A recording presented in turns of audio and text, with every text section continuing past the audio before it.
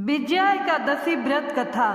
धर्मराज युधिष्ठिर बोले, हे जनार्दन, फाल्गुन मास के कृष्ण पक्ष के एकादशी का क्या नाम है तथा उसकी विधि क्या है? कृपया करके आप मुझे बताइए। श्री भगवान बोले, हे राजन, फाल्गुन मास के कृष्ण पक्ष की एकादशी का नाम विजया एकादशी है। इसके व्रत के प्रभाव से मनुष्य को विजय प्राप्त होती है। यह सब व्रतों से उत्तम व्रत है। इस विजया एकादशी के महात्म के श्रवण व पठन से समस्त पाप नाश को प्राप्त हो जाते हैं। एक समय देवर्षि नारद जी ने जगत पिता ब्रह्मा जी से कहा, महाराज, आप मुझसे फाल्गुन मास के कृष्ण पक्ष की एकादशी विधान कहिए। ब्रह्मा जी कहने लगे कि हे नारद, विजया एकादशी का व्रत पुराने तथा नए पापों को नाश करने वाला है। इस विजया एकादशी की विधि मैंने आज तक किसी से भी नहीं कही। यह समस्त मनुष्यों को विजय प्रदान करती है। त्रेता युग में मर्यादा पुरुषोत्तम श्री रामचंद्र जी को जब 14 वर्ष का वनवास हो गया, तब वे श्री लक्ष्मण तथा सीता जी सहित पंचवटी में निवास करने लगे। वहाँ पर दुष्ट रावण ने जब सीता जी का हरण किया, तब इस समाचार से श्री रामचंद्र जी तथा लक्ष्मण अत्यंत व्याकुल हुए और सीता जी की खोज में चल दिए। घूमते घूमते जब मरणासन जटायु के पास पहुँचे तो जटायु उन्हें सीता जी का वृत्तांत सुनाकर स्वर्गलोक चला गया।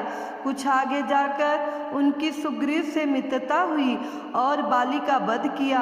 हनुमान जी ने लंका में जाकर सीता जी का पता लगाया और उनसे श्री रामचंद्र जी और सुग्रीव की मित्रता का वर्णन किया। वहाँ से लौटकर हनुमान जी ने भगवान राम के पास आकर सब समाचार कहे।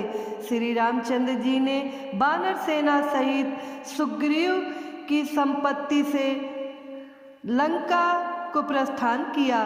जब श्री रामचंद्र जी समुद्र के किनारे पहुँचे, तब उन्होंने मगरमच्छ आदि से युक्त उस अगाध समुद्र को देखकर लक्ष्मण जी से कहा कि इस समुद्र को हम किस प्रकार से पार करेंगे। श्री लक्ष्मण ने कहा, हे पुराण पुरुषोत्तम, आप आदि पुरुष हैं, सब कुछ जानते हैं। यहाँ से आधा योजन दूर पर कुमारी द्वीप में वकदालभ नाम के मुनि रहते हैं।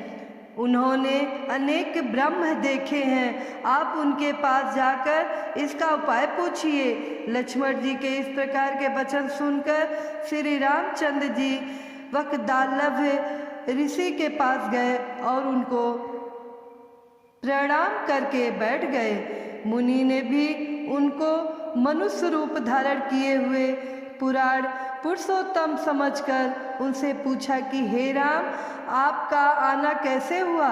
रामचंद्र जी कहने लगे कि हे ऋषि, मैं अपनी सेना सहित यहाँ आया हूँ और राक्षसों को जीतने के लिए लंका जा रहा हूँ। आप कृपया करके समुद्र पार करने का कोई उपाय बतलाइए। मैं इसी कारण आपके पास आया हूँ। वकदालभ ऋषि बोले, हे राम, फाल्गुन मास के कृष्ण पक्ष की एकादशी का उत्तम व्रत करने से निश्चय ही आपकी विजय होगी। साथ ही आप समुद्र भी अवश्य पार कर लेंगे। इस व्रत की विधि यह है कि दशमी के दिन स्वर्ण, चांदी, तांबा या मिट्टी का एक घड़ा बनाएं। उस घड़े को जल से भरकर तथा 5 पल्लव रखकर वेदिका पर स्थापित करें। उस घड़े के नीचे सतजना और ऊपर जौ रखे, उस पर श्री नारायण भगवान की स्वर्ण की मूर्ति स्थापित करें। एकादशी के दिन स्नान आदि से निवृत्त होकर धूप दीप नैवेद्य नारियल आदि से भगवान की पूजा करें। तत्पश्चात घड़े के सामने बैठकर दिन व्यतीत करें और रात्रि को भी उसी प्रकार बैठकर रहकर जागरण करें। द्वादश के दिन नित्य नियम से निवृत्त होकर उस घड़े को ब्राह्मण को दे दें। हे राम, यदि तुम भी इस व्रत को सेनापतियों सहित करोगे तो तुम्हारी विजय अवश्य होगी। श्री रामचंद्र जी ने ऋषि के कथा अनुसार इस व्रत को किया और इसके प्रभाव से दैत्यों पर विजय पाई। अतः हे राजन, जो कोई मनुष्य विधि पूर्वक इस व्रत को करेगा, दोनों लोकों में उसकी अवश्य विजय होगी। श्री ब्रह्मा जी ने नारद जी से कहा था कि हे पुत्र, जो कोई इस व्रत के महात्म को पढ़ता या सुनता है, उसको वाजपेयी यज्ञ का फल प्राप्त होता है। इस प्रकार कथा समाप्त होता है। बोलो जय हरि विष्णु, जय श्री राम जी।